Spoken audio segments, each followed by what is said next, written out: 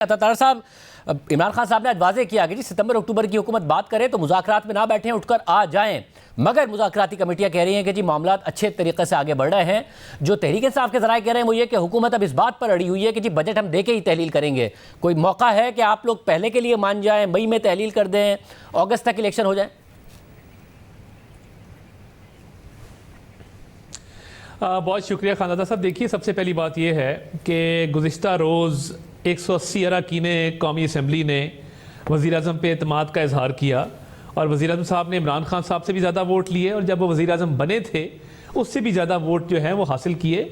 तो इस एतमाद का मतलब ये है कि जो अक्सरियत है कौमी असम्बली के मेंबरान की, उसकी मंशा, उसकी ख्वाहिश ये है कि असम्बलियाँ अपनी मुद्दत मुकम्मल करें। और हमारा देखिए शाहजेब साहब, हमारा रिव्यू पेंडिंग है। 63A का जो फैसला आया और जो कि हम समझते हैं कि गैर आइनी गैर कानूनी फैसला है, आइन को दोबारा लिखा गया है और लॉर्डशिप्स ने भी इस बात को अप्रिशिएट किया था पहली हियरिंग पे कि जी ये कैसे हो सकता है कि किसी का वोट गिनती में शुमार ना किया जाए। मैं सुप्रीम कोर्ट में खुद मौजूद था। चीफ जस्टिस ने कहा था कि वोट ना गिनना तो तौहीन होगी, मगर बाद में जो उन्होंने फैसला दिया 63A का, उसमें वोट ना गिनने का फैसला दिया। मगर अब तो बात यहां से आगे बढ़ गई ना, अब तो आप लोग मुज़ाकरात की टेबल पर बैठ गए। अदालत की कल की समाअत कब तक ऑर्डर नहीं आया, अगली समाअत कब होगी ये भी नहीं पता। हालांकि अदालत ने कहा था संगीन नताइज होंगे, आपने पैसे नहीं जारी किए, अदालत ने अभी तक कुछ नहीं कहा। तो इन मुज़ाकरात से आप लोग कोई हल निकालने लगे हैं या क्योंकि मामला वापस अदालत के पास चला जाएगा अगर आप लोगों ने हल नहीं निकाला? तो उसके लिए क्या फ्लेक्सिबिलिटी है जो आप दिखाने लगे? देखिए, आज ये पहली बात तो ये है कि आज जो तहरीक इंसाफ का वफ्द है वो वापस इमरान खान साहब के पास जाएगा और वो तारीख के हवाले से कोई ना कोई चीज़ वापस लेके आएंगे। देखिए, हमारा तो जो मौक़िफ़ है वो यही है कि बजट देना इसलिए ज़रूरी है कि जो माली मुश्किलात का शिकार है मुल्क और IMF के जो मामला चल रहे हैं उसके तहत ये ज़रूरी होगा कि पूरे साल का बजट दिया जाए, ना कि कोई केयर टेकर आके 3 माह का बजट दे। देखिए, हम भी पाबंद हैं अपनी एलाइड पार्टीज़ के और उनसे मशावरत के बाद ही ये मुज़ाकरात जो हैं वो शुरू हुए थे। इन्होंने आगे जारी भी उनकी मशावरत से ही रहना है। जो फाइनल को फैसला होगा वो भी उनकी मशावरत के साथ ही होगा। तो इसके अंदर अब आगे देखते हैं कि मसला ये है कि इसमें अगर आप इस बात पे रहते हैं कायम कि बजट हम पेश करेंगे तो ज़ाहिर बजट पेश होगा, फिर उसकी मंजूरी तक जून का मिड आ जाएगा और जून का मिड आ जाता है और पहले क्योंकि असेंबलियाँ तहलील हो रही हैं अपनी मुद्दत पूरी करने से, तो 90 दिन का टाइम होगा, यानी कि फिर सितंबर आ गया और सितंबर के मिड तक इलेक्शन हो गए। इमरान खान साहब इसके लिए राज़ी नहीं है, आज साफ़ी से गुफ्तगू करते हुए उन्होंने कहा है। तो इसमें आप कोई फ्लेक्सिबिलिटी दिखाने के लिए तैयार है या नहीं? देखिए, मुझे ये समझ नहीं आती कि एक जिद क्यों है कि पंजाब के जो इंतखाबात हैं वो मिड सितंबर से पहले होने, और आप समझ रहे हैं कि मैं क्या बात कर रहा हूं। ये बिल्कुल एक समझ से मावरा बात है कि ये मिड सितंबर से पहले की एक बिला वजह की जिद है। और मुझे ये बताइए कि ना तहरीक इंसाफ को, ना इमरान खान साहब को, ना ऑनरेबल लॉर्डशिप्स को ये बात याद रही कि खैबर पख्तूनख्वा का सूबा भी पाकिस्तान का हिस्सा है। खैबर पख्तूनख्वा का सूबा भी आइन के तहत 90 दिन में इलेक्शन करने के लिए वो बाउंड है। तो ये सिर्फ पंजाब पर जोर क्यों है?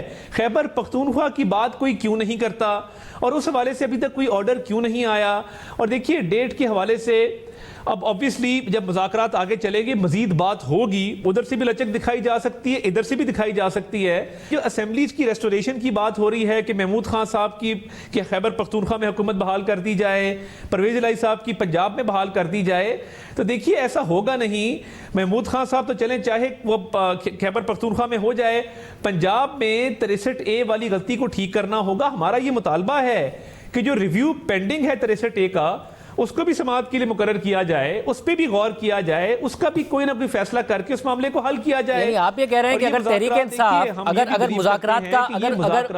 अगर मुज़ाकरात का कोई हल नहीं निकलता और मामलात आगे बढ़ते हैं और तहरीक इंसाफ फिर जाती है, जैसा कि सिप्तान खान साहब ने कहा है कि जी आप फिर असेंबलियां बहाल कर दें वापस, तो आप ये कह रहे हैं कि आप भी अदालत के पास जाएंगे कि फिर ये जो बहाली होगी ये परवेज इलाही के स्टेटस पर ना हो, ये 63A के से पहले के मामलात हों, यानी हमजा शहबाज को बहाल किया जाए? हमजा शहबाज की एक रिव्यू पिटिशन पेंडिंग है सुप्रीम कोर्ट में, अभी तक समाअत के लिए मुकर्रर नहीं हुई। तो हमारा तो मुतालबा ये होगा कि उसको फिक्स किया जाए। और देखिए, ये पूरा मुल्क जानता है कि 63A में आइन को दोबारा लिखा गया है माफ कीजिएगा, उसको दोबारा से ठीक करना होगा। जो आप लोगों ने अदालत का पार्लियामेंट का कवर लिया था, अदालत ने उस पर कहा था कि उन्होंने वो पार्लियामेंट का कवर एक्सेप्ट नहीं किया था और कहा था कि आप जारी करें वरना संगीन नताइज होंगे 27 अप्रैल तक। अदालत ने ऑर्डर अभी तक नहीं दिया है जिसकी वजह से मैं पूछ रहा हूं कि आपकी पूरी कोशिश है कि सियासी जमातें ही मंगल को फैसला कर लें और बॉल आप ही के कोर्ट में रहे, जब आप बार बार कहते हैं कि जी सियासी जमातों को फैसला करने दें और बॉल वापस ना जाए अदालत के कोर्ट में। नहीं, देखिए, दो मुख्तलिफ बातें हैं। पहली बात तो यह है कि जस्टिस मुनीब अख्तर ने कहा कि अगर ये मनी बिल डिफीट हो तो तसव्वुर कर लिया जाता है कि वजीर आजम को ऐवान का एतमाद हासिल नहीं और गवर्नमेंट फॉल कर जाती है। मगर क्योंकि अटॉर्नी जनरल कह रहे हैं कि वक्ती तौर पे वजीर आजम को एतमाद हासिल है ऐवान का, तो हम इस बात को तस्लीम कर लेते हैं। तो उन्होंने वक्ती तौर पे इस्तेमाल किया लफ्ज़, हमने अब एतमाद का वोट ले लिया है और मनी बिल डिफीट होने के बाद डिमांड की गैर जो एक उसको मंजूर नहीं किया गया, उसके बाद जब हमने एतमाद का वोट ले लिया तो इसमें अब लीगल अनॉमली कोई नहीं है। पार्लियामेंट सुप्रीम है, पार्लियामेंट का फैसला क्वेश्चन में नहीं लाया जा सकता, उस पर सवाल नहीं हो सकता। ये हमारा लीगल एस्पेक्ट क्लियर्ड है, कवर्ड है और वजीर आजम पार्लियामान के पाबंद हैं, हुकूमत और काबीना पार्लियामान की पाबंद है, पार्लियामान का फैसला हो चुका है। अब ये जो नेगोशिएशंस हो रही हैं, मुज़ाकरात हो रहे हैं, ये उसकी साइड पे हो रहे हैं। कानूनी साइड हमारी कवर्ड है। हम चाहते हैं कि अच्छे तरीके से हो, मुस्बत नतीजा निकले, मुल्क में एक ही दिन इंतखाबात हों तमाम असेंबलियों के। मगर यह भी एक सवाल है कि क्या हम बलोचिस्तान और सिंध असेंबली को वक्त से पहले तहलील करवा सकते हैं, नहीं करवा सकते। इसमें काफी मगर पीपल्स पार्टी जब पीपल्स पार्टी मुज़ाकरात की हामी है कि अगर तहरीक इंसाफ जब पीपल्स पार्टी मुज़ाकरात की हामी है, आसिफ जरदारी साहब ने कहा है कि जी अगस्त कर लें, आगे पीछे कर लें, या आसिफ जरदारी साहब ने हामिद मीर साहब को इंटरव्यू देते हुए कहा, तो उसी सूरत में होंगे ना जब पीपल्स पार्टी कम से कम सिंध के लिए राजी होगी, फिर आपको बलुचिस्तान असेंबली भी मनानी पड़ेगी। तो पीपल्स पार्टी तो राजी है ना इस काम के लिए। देखिए, इस पे बिल्कुल मजीद मुशावरत भी होगी, मगर क्या ही अच्छा हो कि अक्टूबर की तारीख पे तहरीक इंसाफ भी जो है वो अग्री कर दे। क्योंकि शाहजेब साहब, इस वक्त अगर आप फील्ड में देखें, आज 28 अप्रैल है और 28 अप्रैल के बाद कुछ तकरीबन आप देखें ना 14 मई को इलेक्शन है। अगर ये 16 दिन में इलेक्शन होने हैं तो तहरीक इंसाफ भी फील्ड में मौजूद नहीं है, वो भी कैंपेन नहीं कर रही। दीगर सियासी जमातों ने अपने उम्मीदवारों को टिकट तक जो हैं वो नहीं दिए।